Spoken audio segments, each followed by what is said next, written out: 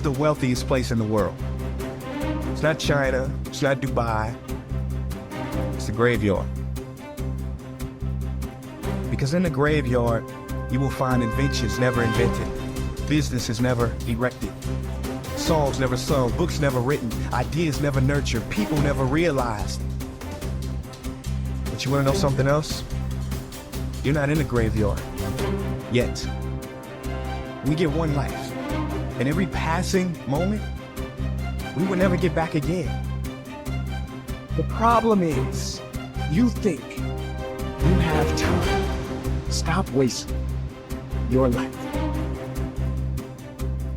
How many hours a day you waste, or how many hours a week you waste. And the classic answer is something like 4 to 6 hours a day. You know, inefficient studying, watching things on YouTube that not only do you not want to watch, that you don't even care about, that make you feel horrible about watching after you're done. That's probably 4 hours right there. You know, you think, well, that's 25 hours a week. It's 100 hours a month. That's 2.5 full work weeks. It's half a year of work weeks per year. And if your time is worth $20 an hour, which is a radical underestimate, it's probably more like 50 if you think about it in terms of deferred wages.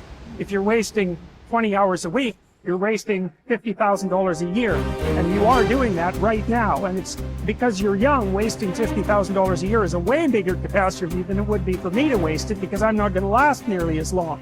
And so if your life isn't everything it could be, you could ask yourself, well, what would happen if you just stopped wasting the opportunities that are in front of you? You got to be very intentional and deliberate. The stuff that you're dreaming about, the stuff that you want to happen, it's not going to happen by osmosis. Like, you got to get up and you got to go after it.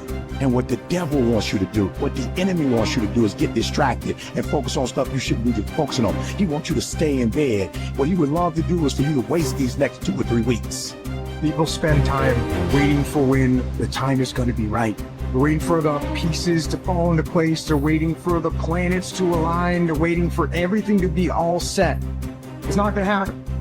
You want to know when the time is right? The time is right now. All you have to do to kill procrastination is just start. More active and commendable still is the person who is waiting for the daylight and intercepts the first rays of the sun.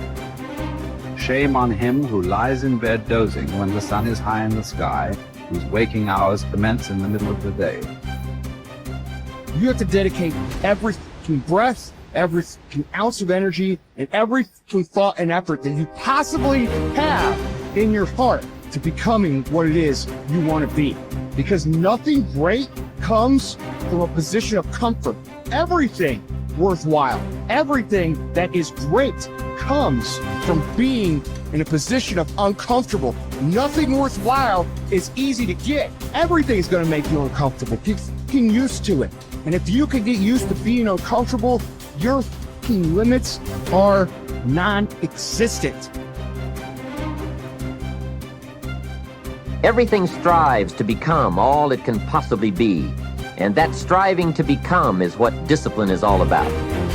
Disciplining ourselves to fulfill our natural potential to become all that we can be.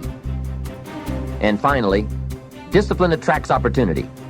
Opportunity is always looking for ambition and skill in action. Discipline taps the unlimited power of commitment. The human will in action, driven by inspiration, enticed by desire, tempered by reason, guided by intelligence, can bring you to that high and lofty place called the good life. Discipline, those unique steps of intelligent thought and activity that put a lid on temper and a faucet on courtesy, that develop positive and control negative, that encourage success and deter failure, that design lifestyle and control frustration, that enhance health and curb sickness, that promote happiness and manage sadness.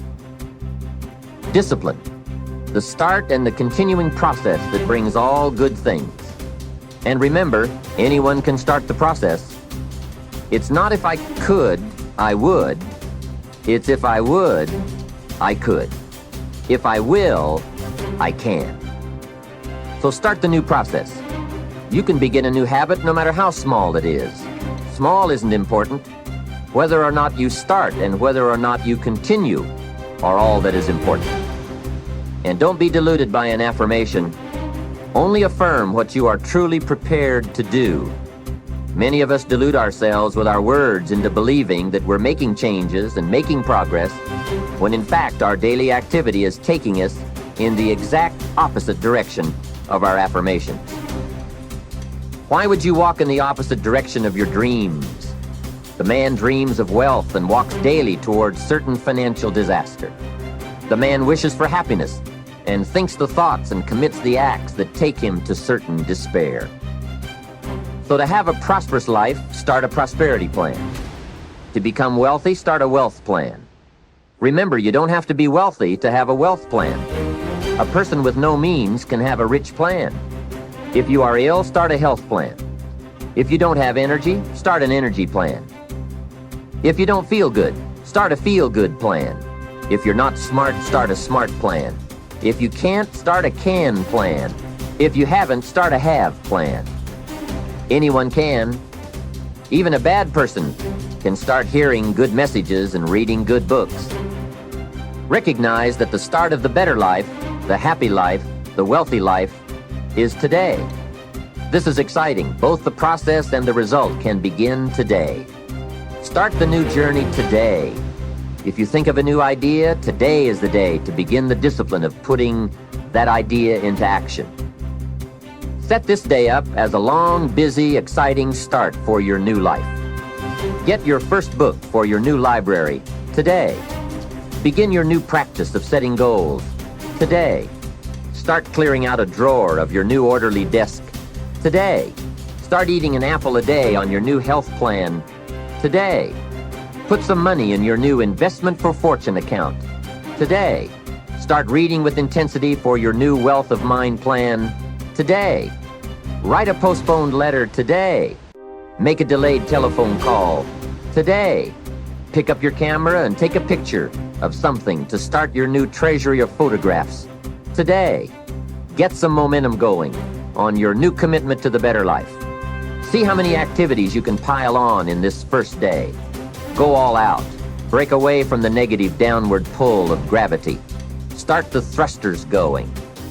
Prove to yourself that waiting is over, hoping is past, and that faith and action have now taken charge.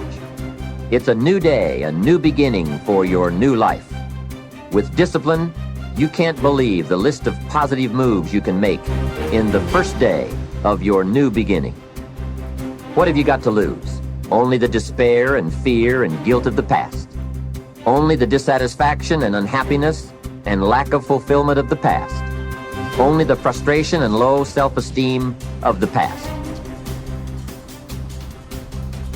Don't let yourself forget how many doctors have died, furrowing their brows over how many deathbeds, how many astrologers after pompous forecasts about others' ends, how many philosophers after endless disquisitions on death and immortality, how many warriors after inflicting thousands of casualties themselves, how many tyrants after abusing the power of life and death atrociously, as if they were themselves immortal. How many whole cities have met their end?